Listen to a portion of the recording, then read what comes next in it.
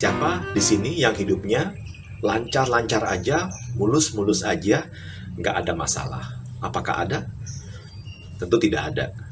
Katanya, the only place on earth yang tidak ada masalah adalah kuburan.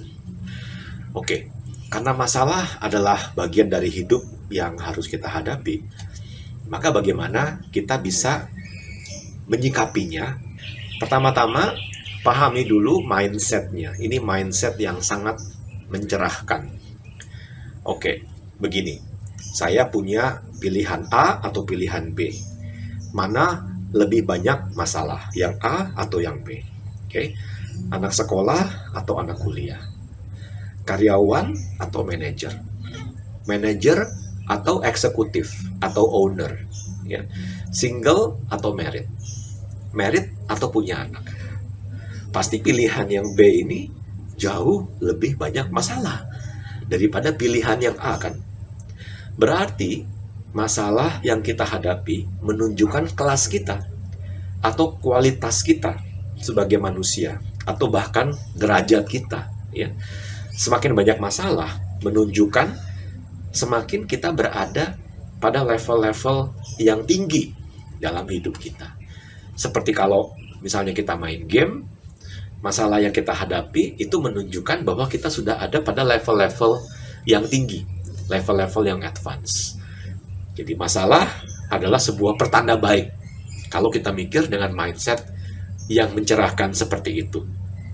Nah, sekarang kita membahas 3 cara solusi dalam menyelesaikan masalah. Problem solvingnya seperti apa?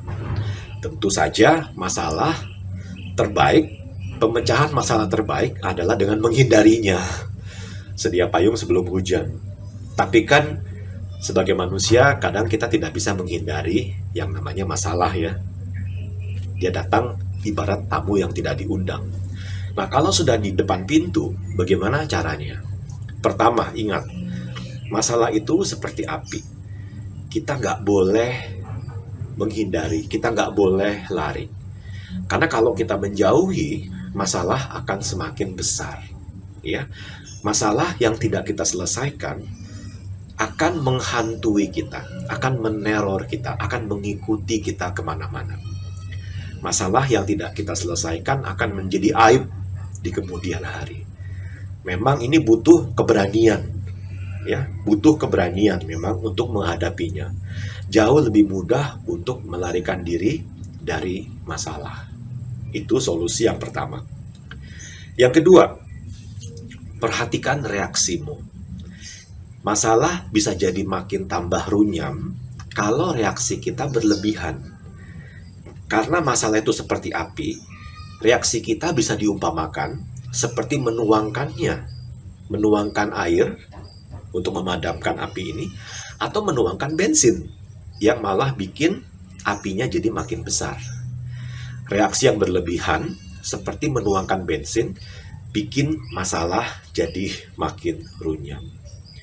Memang ini butuh sebuah ketenangan pikiran, ya, kepala yang dingin, ya. Tidak emosi gitu, tidak buru-buru, ya, untuk menangani masalah ini sehingga tidak menjadi-jadi.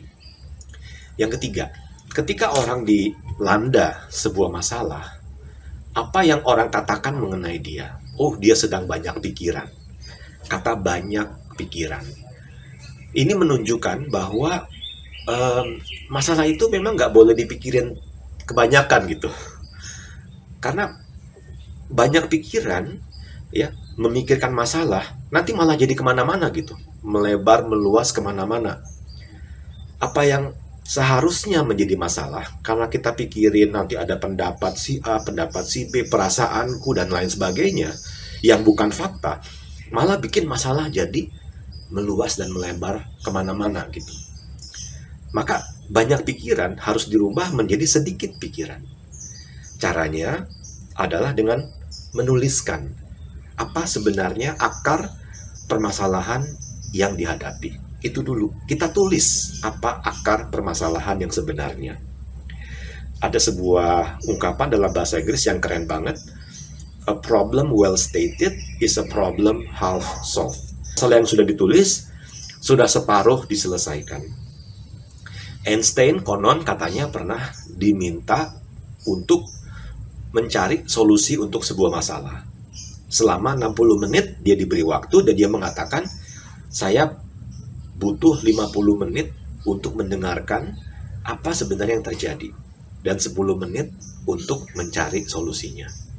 Iyalah, sama kayak kita ke dokter aja ya. Kalau kita ke dokter, kita nggak bisa jelasin apa yang kita rasakan, apa gejala penyakit kita. Ya dokter juga susah kan untuk bikin resep kan.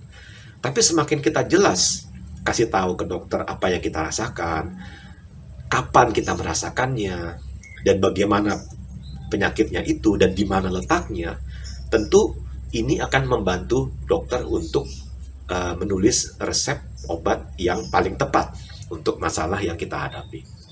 Jadi semakin jelas apa masalahnya, semakin kita punya kekuatan untuk mengatasi masalah tersebut. Karena kejelasan memberikan kekuatan. Kita nggak boleh GR duluan dengan berpikir bahwa saya adalah satu-satunya orang yang punya masalah itu. GR banget ya.